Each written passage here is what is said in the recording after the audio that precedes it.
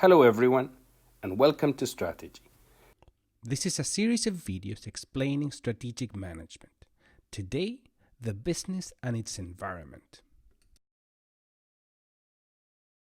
Do you remember what a business is? This goes back to one of the previous episodes in which I explained that a business is a product intercepted with a market. Of course, it could be a service intercepted with a market. But the point here is that unless you have both, you don't have a business. Neither a product or a market by itself will generate a business.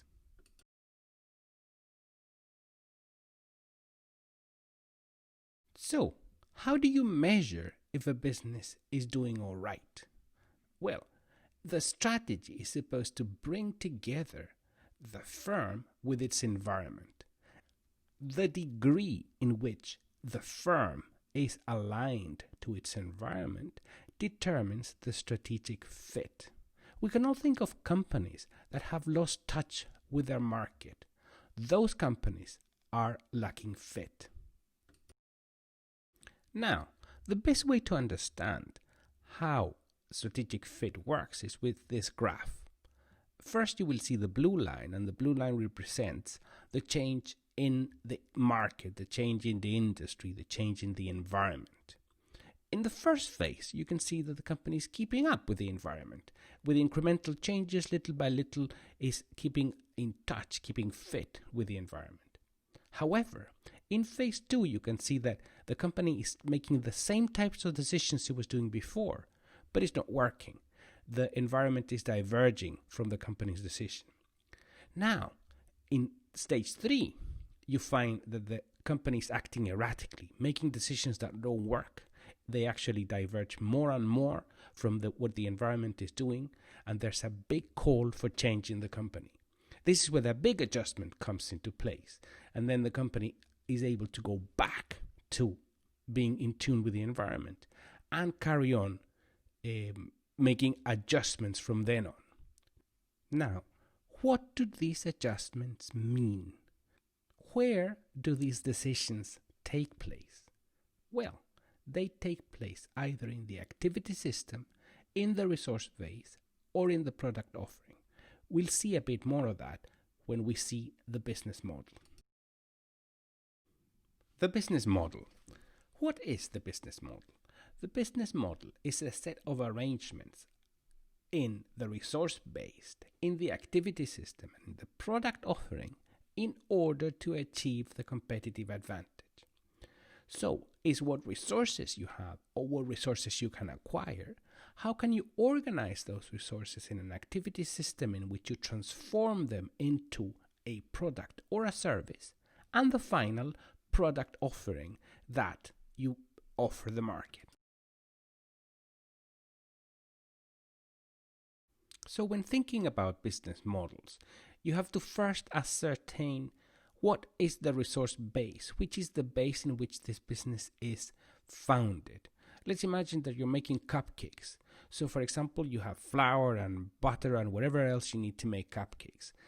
And then you have to bake them in a way that makes them unique somehow, with features that you want to appeal to a market. And then you bring it to the market through a product offering. This is in essence what a business model is.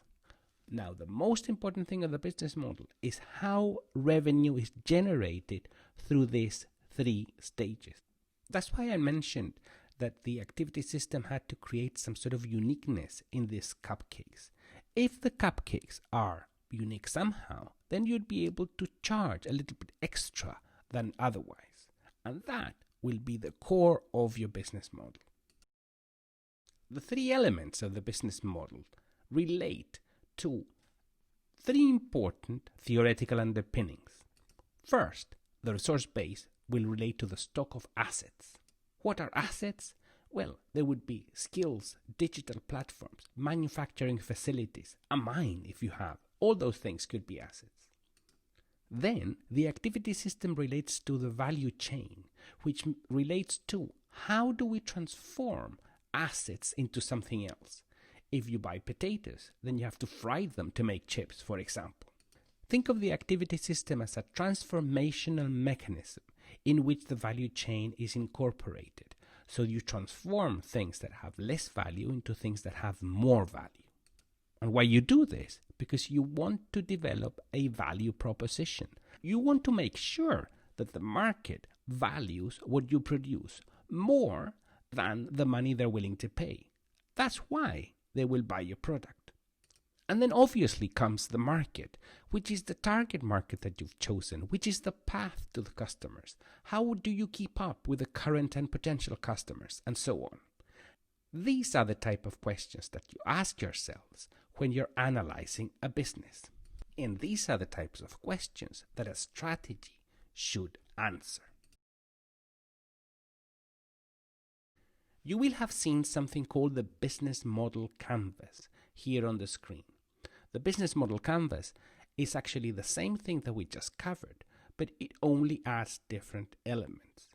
If you think about it and you're able to draw a line across the middle of the business model canvas, you will realize that to the left you have product decisions and to the right you have market decisions. So it goes back to the traditional definition of what is a business, the product and how you intercept it with the market. On the left-hand side, you can see the resources, the activities, and the value proposition. And on the right-hand side, you can see all the market decisions. You can actually think of the standard business model canvas as picturing something that is not that obvious originally. You can see the functions of the company in the business model canvas. And here I've drawn them for you. And you have in the first one the organizations, the clients, the sales, and the finance, which is really interesting because the organization and the left-hand side of the finance relate to the inside of the firm, whilst the clients and the sales and the revenue streams relate to the outside of the firm streams, relate to the outside of the organization. We've seen today the business model as a whole. The next episodes will cover the individual elements of the business model. In order to prepare for this, I would ask you to think of examples of resources, examples of activity systems, and examples of product offering. If you worked in a restaurant, how do you transform food into plates that are delightful? If you worked in a factory of some sort, what is the transformation mechanism and how is the product offering created? Think about it. See you soon.